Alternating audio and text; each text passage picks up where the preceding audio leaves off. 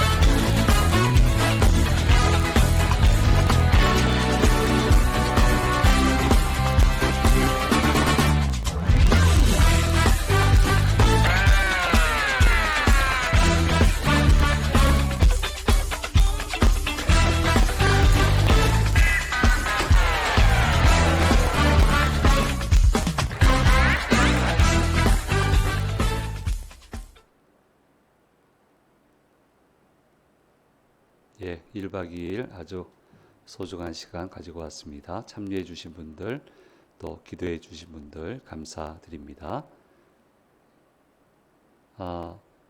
이제 회의가 좀 많이 있습니다. 이제 노회도 앞두고 있고 총회도 앞두고 있어서 그래서 총대 모임 화요일 날 또 모여 있습니다. 7:07시에 있고 가을로에 앞둔 우리 시차례 모임이 또 그날 동일한 날 11시에 의림교회에서 개최가 되겠습니다. 그 다음요. 하반기 주요 일정 좀 봐주셨으면 좋겠습니다. 전도의 날을 별도로 여전도 모여서 전도하는 그런 거 말고 이제 가능하신 분들은 다 오셔서 전도하는 거 하반기에 딱 2번입니다. 그래서 9월 5일 금요일 10시에 중보기도 마치면 이제 이 앞에 나가서 같이 전도하시고, 워킹데이는 9월 26일 계획되어 있고요. 화담숲 목간대 되어 있고요. 10월 워킹데이는 10월 17일 예정하고 그 다음 주나 또 그 다음 주 날짜를 서로 조율해서 하반기 바이크데이 하도록 그렇게 하겠습니다.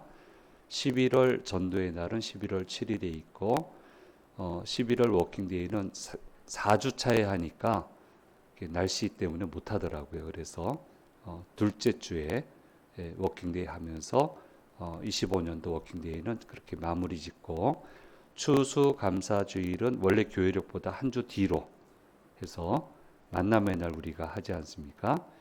이제 요괴베스 노래로 유명한 조찬미 가수, 또 연평한, 그리고 임성교 요 분이 이 세 분이 같이 걸어가기라고 하는 팀을 구성을 했습니다. 이 팀을 초청을 해서 그날 전도하기도 하고 또 그리운 얼굴도 다시 만나기도 하고 그런 찬양의 시간 갖도록 그렇게 하반기가 전체적으로 운영이 된다라고 하는 거 기억을 하시고 우리 그 게시판에 이것도 공지해 놓도록 그렇게 하겠습니다.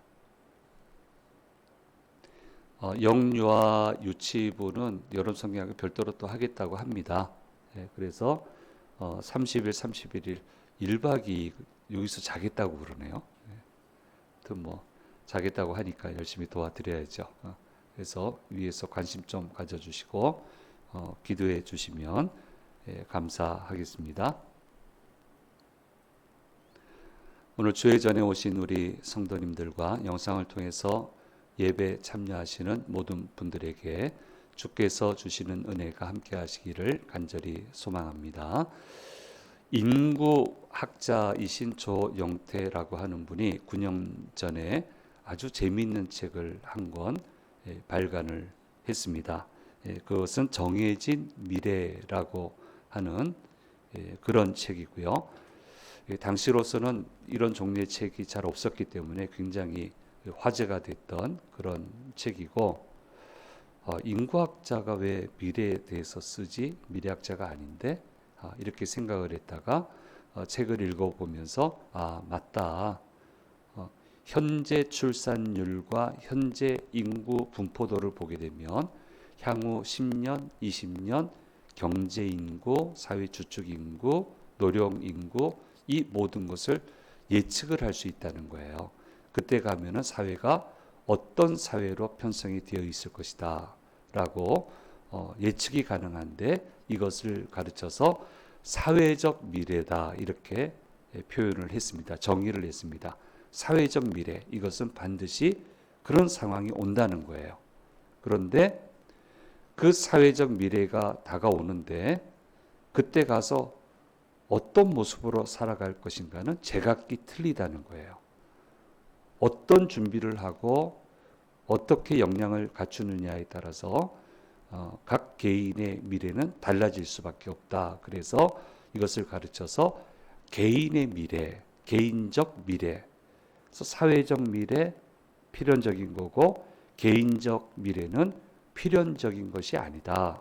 이것은 어떻게 준비하느냐에 따라 틀리니까 인구 분포도로 보면 몇 년 뒤에 우리나라가 어떻게 되고 노동 인구가 어떻게 되고 경제력이 어떻게 되고 국민연금은 어떻게 되고 이렇게 되니까 이것을 방지하기 위해서 이주 노동자들을 어떻게 받아들여야 되고 뭐 이런 다양한 이야기들을 계속 이제 다루고 있고, 이 책 이후로는 이제 인구학자들이 제법 많은 글들을 이제 기고하는 것을 보게 됩니다. 이제는 이제 사회적 개인적 미래에서 중요한 것은 기술적 진보까지 이제는 감안을 해야 된다. 너무 빠르니까. 2029년이 되면 4년 뒤죠. 나노 로봇, 나노칩이 아주 혁신적으로 발전이 돼서 뇌 속에 심겨지게 되고, 이것이 AI하고 연동이 돼서 따로 뭐 이렇게 하지 않아도 어마어마한 정보를 내가 이 머릿속에서 전부 다 읽어낼 수 있고, 그런 세상을 앞으로는 살아가게 된다면 개인적으로 뭘 어떻게 준비해야 되느냐, 이거를 마음에 가지고 살아가야 된다라고 하는 것을 기술적 미래를 이야기하는 분들은 그렇게 이야기를 하고 있고요. 마음이 바쁘죠. 4년 뒤 이런 세상이 되면 어떻게 해야 되나, 교회는 어떻게 해야 되나, 복음은 어떻게 전해야 되나, 회집은 어떻게 해야 되나, 마음이 바빠요. 이건 정해진 미래인데, 분명히 올 수밖에 없는 미래인데, 이 미래에서 어떻게 해야 되는가, 어떻게 다음 세대들에게 얘기해야 되는가, 이런 고민을 할 수밖에 없게 됩니다. 고민을 잘해야 미래가 밝기 때문에 그럴 수밖에 없습니다. 근데 예수님의 행보는요, 충분히 예측이 돼요. 어떤 미래가 와도 하나님이 어떻게 행보를 하실지는 우리는 충분히 예측이 가능합니다. 왜냐하면 주님은 그것을 성경에 자세하게 기록해 놓았기 때문에, 어떤 상황에서 어떻게 함께하고 어떤 상황에서 어떤 케이스로 역사하시는지 전부 다 기록해 놓으셨어요. 하나님은 예측이 가능하세요. 변화무쌍한 분이 아니에요.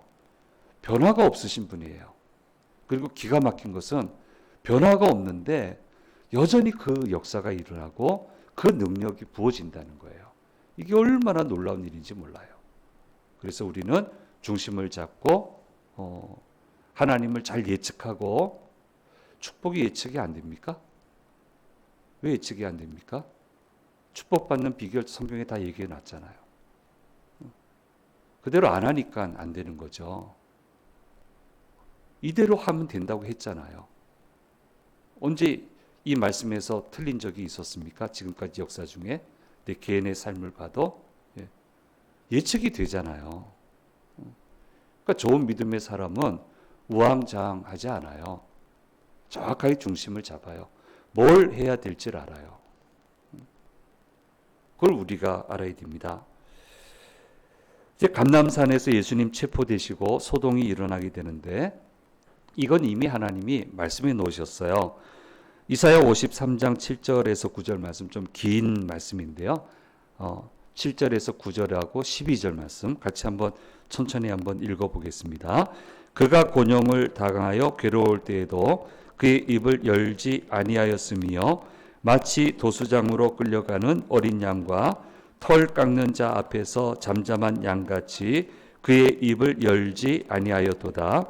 그는 곤욕과 신문을 당하고 끌려갔으나 그 세대 중에 누가 생각하기를 그가 살아있는 자들의 땅에서 끊어짐은 마땅히 형벌받을 내 백성의 허물 때문이라 하였으리요. 그는 강포를 행하지 아니하였고 그의 입에 거짓이 없었으나 그의 무덤이 악인들과 함께 있었으며 그가 죽은 후에 부자와 함께 있었도다. 그러므로 내가 그에게 존귀한 자와 함께 몫을 받게 하며 강한 자와 함께 탈취한 것을 나누게 하리니, 이는 그가 자기 영혼을 버려 사망에 이르게 하며 범죄자 중 하나로 헤아림을 받았음이니라. 그러나 그가 많은 사람의 죄를 담당하며 범죄자를 위하여 기도하였느니라. 이사야 말씀하시잖아요. 그의 무덤이 악인들과 함께 있었으며 그가 죽은 후에 부자와 함께 있었도다. 말씀대로 되잖아요. 말씀대로 하잖아요. 예측이 되잖아요. 스가랴 13장 7절 말씀에 이렇게 얘기를 하고 있습니다. 같이 읽겠습니다. 만군의 여호와가 말하노라.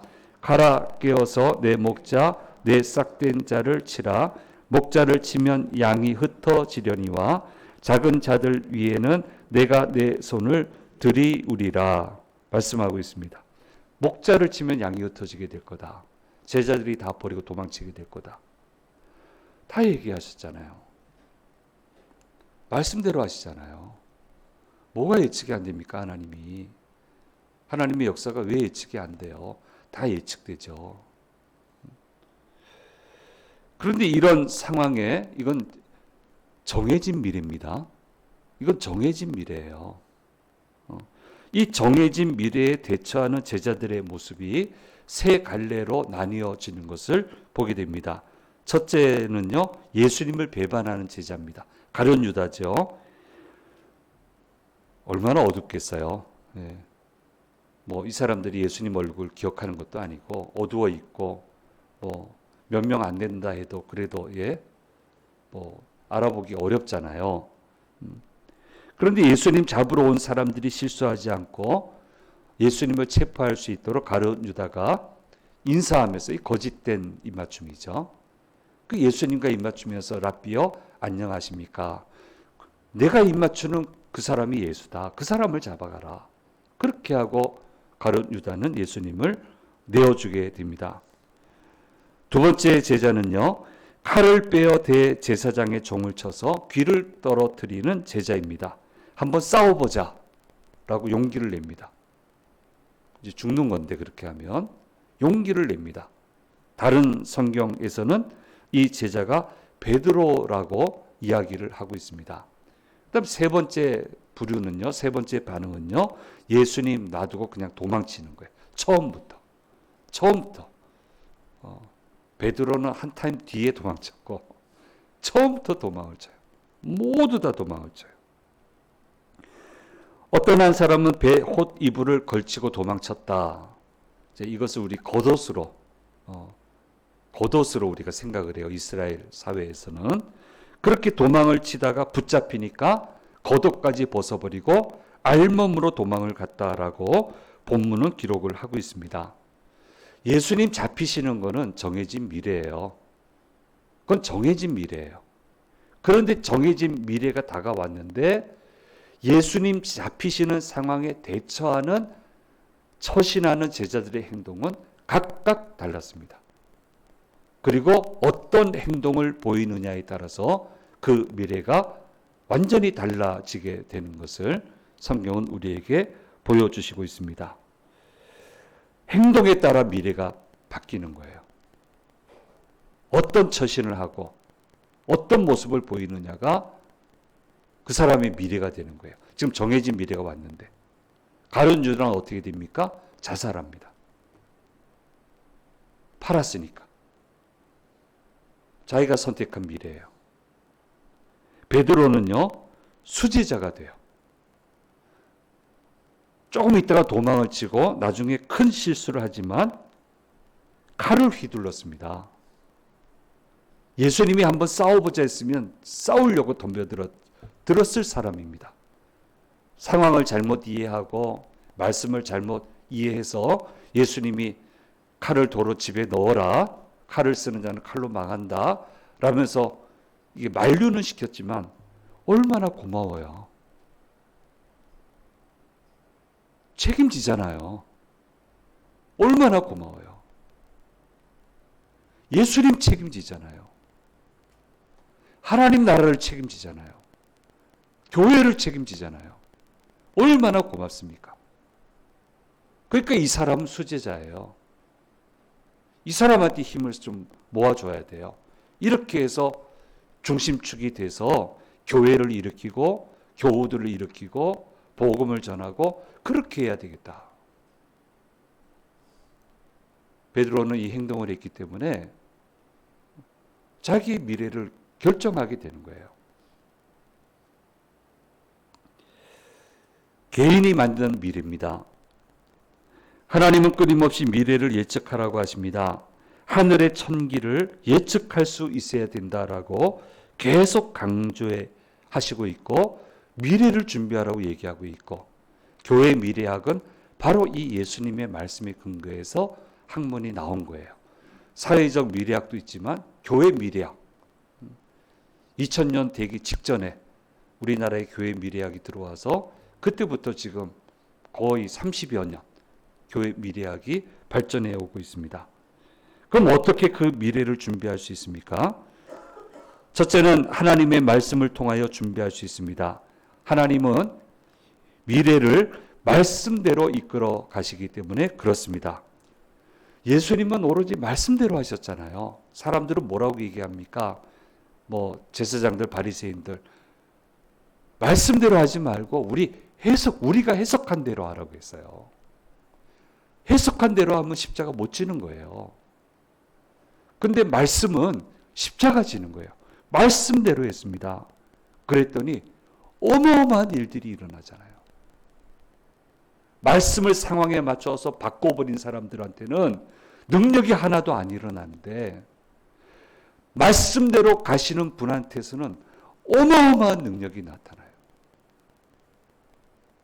보리떡 5개와 물고기 2마리로 5,000명을 먹이고요. 명하신 즉 귀신이 쫓겨나게 되고요. 손을 대신 즉 눈을 뜨게 되고요. 나사로야 나오라 그러니까 배로 동이채로 시체로 누워있던 나사로가 나오게 되고요. 말씀대로 어마어마한 일들을 이뤄내지 않았습니까? 믿음이 왜 예측이 안 됩니까? 하나님의 역사가 왜 예측이 안 됩니까? 성경을 보세요. 다 있지. 자꾸 다른 걸 집어넣으니까 기도가 약해지고, 충성이 약해지고, 순종이 약해지고, 염려에 짓눌리고, 그러니까 아무런 역사가 일어나지 않잖아요. 그게 내가 선택한 미래예요. 제대로 가면 제대로 된 역사를 체험하고요. 그것도 본인이 선택한 미래예요.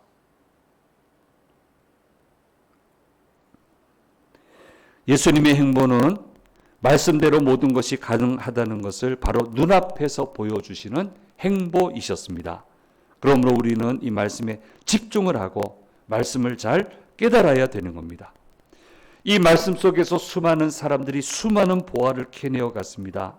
화가는 최고의 작품을 그려내었고, 음악가는 최고의 곡을 써내려가며 연주를 했습니다. 운동선수는 최고의 기량을 뽐내었고, 수많은 학자들이 각기 분야에서 최고의 업적을 보여주었고, 정말 많은 사업가들이 사업의 아이템을 찾아 성공적으로 지금도 사업을 계속하고 있습니다. 집중해야 됩니다. 하나님의 말씀에. 그리고 기도해야 됩니다. 오늘도 제게 말씀해 주시옵소서. 이 분야에 말씀해 주시옵소서. 제가 어떤 길을 걸어가야 될지 가르쳐 주시옵소서. 절차가 그렇잖아요. 성경이 얘기하는 게. 계속 기도 얘기하시잖아요. 절차가 그렇잖아요. 절차가. 기도하고 계시받고 나가서 행하고 또 기도하고 궤도 수정하고. 이렇게 해서 안 된다고 했는데 예수님은 모든 걸 다 해내셨잖아요. 이것이 바로 너희가 열어가야 되는 미래다라고 하는 것을 말씀해 주시고 있습니다. 그래서 우리는 변화 없잖아요. 하나님 나 사랑하는 건 변화 없잖아요. 사랑하는 자에게 모든 걸 주시는 건 변함이 없잖아요. 그럼 됐지 뭐 걱정할 게 뭐가 있겠습니까? 믿고 가면 되는 거죠. 그 다음에 이제 욕심을 좀 버려야 되고요. 그리고 두 번째 오늘 말씀은 얘기하고 있습니다. 밝은 미래를 향하여 가는 데에는 풍랑이 있다라고 하는 것을 말씀해 주시고, 이걸 잊어서는 안 되는 것을 얘기를 하고 있습니다. 예수님의 구원의 사역을 얼마나 방해하는지 모릅니다. 때로는 진지한 모습으로 방해를 하고, 때로는 극악무도한 방법으로 예수님의 행보를 가로막으려고 하고 있습니다. 지금 이제 시작하고 있고요. 이 모든 것을 잘 알고 계셨습니다. 그 중에 피할 수 있는 것은 잘 피해 가셨는데 이제는 온몸으로 받아내야 되는 때예요. 온몸으로 받아내십니다. 어떤 방해를 해도 결국 예수님을 꺾어내지 못했습니다. 이렇게 해서 자꾸 얘기하시고 풍랑이 올 거다. 풍랑이 계속 오게 된다. 계속 얘기하시고 의연하게 이 풍랑을 이겨내시는 것을 보게 됩니다. 사랑하는 여러분, 온갖 풍랑이 나를 꺾지 못하게 해야 됩니다. 그래서 얘기하시는 거예요. 혈기 부리지 마라. 못 이긴다, 풍랑을. 혈기 부리면 못 이긴다. 그리고 대비를 시켜요.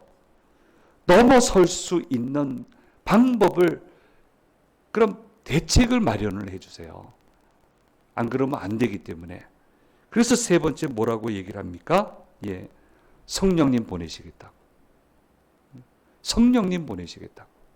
풍랑의 최고점은 내 힘으로 못 이긴다고. 사람이 이길 수 없다고. 이겨야 되는데 사람이 못 이기는데 성령님이 함께 하시면 이길 수 있다고. 고점을 넘어서야 된다. 마지막 고비를 넘어서야 된다. 있다는 것은 늘 생각을 하고. 도망치잖아요. 제자들 도망치잖아요. 얼마나 결단했습니까? 결심했습니까? 결연한 의지를 보였잖아요. 절대로 안 그럴 거라고. 근데 다 도망가잖아요. 못 이겨요, 내 힘으로는. 내 능력으로는 안 되는 거예요. 근데 반드시 있고 반드시 넘어서야 돼요. 그래서 성령의 능력으로 넘어서야 된다 말씀해 주셨고, 나중에 이제 제자들은 무슨 일이 있으면 기도하며 성령의 도우심을 구해서 이 모든 어려움을 잘 이겨내잖아요. 제자들의 행보가 뭐예요? 예측 안 되세요? 말씀 행보잖아요. 가는 데마다 엄청난 일들을 하잖아요. 말씀 행보. 이것을 우리에게 보여주고 있습니다. 가룟 유다는 끝까지 멈추지 않고 돌이키지 않습니다. 이게 그의 기질이에요. 자기가 살아온 배경이에요. 뜻을 세우면 끝을 봐야 돼요. 뜻을 세웠어도 하나님이 아니라고 하시면 돌이키고 방향을 전환해야 되는데 끝까지 밀어붙입니다. 그렇게 살아왔어요. 그래도 예수님 앞에서는 그렇게 하면 안 되죠. 주님과 함께 3년간 생활했지만 바꾸려는 노력을 하나도 하지 않고 예수님 바꾸려고 했어요. 예수님을 바꾸려고 했다고요. 내가 예수님 때문에 바뀌어져야 되는데 예수님을 자꾸 바꾸려고 했어요. 그래서 결국 예수님을 쉽게 잡아가라고 예수님께 와서 거짓 입맞춤을 하며 인사를 하면서 예수님을 넘기게 되고 그는 파멸하는 것을 보게 됩니다. 이 모든 것을 알고 계셨지만 그대로 수용을 합니다. 이 일이 있어야 되기 때문에 그대로 수용합니다. 안 쉬었어요. 우리 지난주에 말씀 나눴잖아요. 고민하여 죽게 되었다. 고민하여 죽을 만큼 고민스럽다. 나를 위해 기도해다오. 이 말씀의 길을 갈 수 있도록 나를 위해 기도해다오. 왜 죽을 만큼 고민이 없겠습니까? 그래도 기도하며 말씀의 길을 따라가야 되는 거예요. 그래야 미래가 열리는 겁니다. 그런 사람에게 밝은 미래를 열어주시는 겁니다. 예. 입 맞추고 압박한다고 해서 예수님 행보를 멈출 수 있는 건 아닙니다. 오로지 하나님의 뜻대로 되는 겁니다. 좀 하나님께 대해 좀 쉬우셨으면 좋겠어요. 하나님 늘 밝은 미래를 우리에게 주시기 위해서 자꾸 제안하시는데 하나님께 좀 쉬웠으면 좋겠어요. 하나님 말씀하시면 그냥 고민부터 빠지고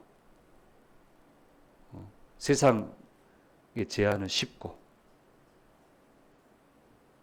무슨 미래를 열어가겠습니까? 여기서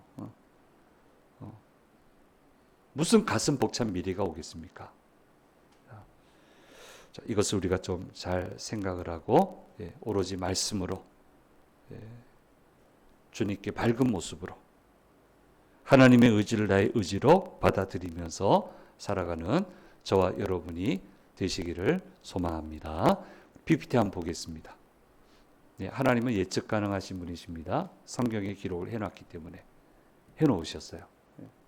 예수님은 말씀대로 하셔서 엄청난 역사를 이루어 주셨습니다. 그래서 예측 가능한 삶, 이 대목에선 이렇게, 이 대목에선 이렇게 예측 가능한 삶을 우리는 살아가야 된다. 그렇게 하면 하나님이 도우세요. 도우시면 되거든요. 그런 예측 가능한 삶을 우리는 늘 살아가야 되는 겁니다. 그 다음요. 내 삶의 행동에 따라 미래는 결정됩니다. 베드로는 수제자가 되었습니다. 풍랑이 나를 꺾지 못하게 해야 합니다. 풍랑의 고점은 성령님의 도우심으로 넘어서야 된다라고 하는 것을 우리가 기억을 해야 됩니다. 그래서 사회적 미래, 개인적 미래, 앞으로 어떤 사회가 오게 될 거고 나는 어떻게 해야 되는지에 대해서 좀 어려운 주제가 될 수 있지만 여러분도 스스로 한번 생각해 보시고 우리 교육부에서도 좀 알아듣기 쉽게 서로 얘기하면서 여기서 좀 얘기를 나누시면 좋겠습니다. 기도하겠습니다. 귀하신 주님 감사합니다. 거짓 입맞춤으로 예수님 붙잡히시게 됩니다. 이 장면을 통해서 우리에게 들려주시는 음성을 들었습니다. 주님, 고점이 있습니다. 힘든 고점들이 있는데 성령의 능력으로 넘어서게 하여 주옵소서. 하나님이 도우시는 길을 가게 하여 주옵소서. 그러면 모든 길이 풀려 나가게 됩니다. 이렇게 밝은 각 개인의 미래를 믿음으로 열어갈 수 있도록 도와주시옵소서. 감사드리고 우리 주 예수 그리스도의 이름으로 기도드립니다. 아멘. 찬송 321장 찬양드리겠습니다.